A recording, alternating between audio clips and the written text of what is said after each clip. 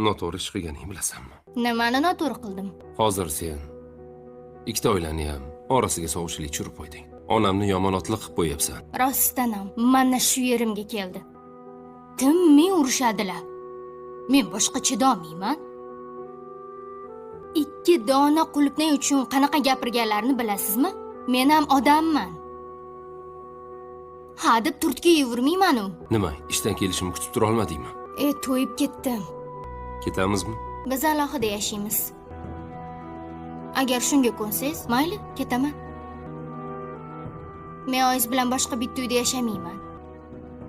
Har kun gap eshitib, siqilib, asabiylashib yurish jonimga tegdi. Endi bolamiz bor. Menga asabiylashish endi umuman mumkin emas.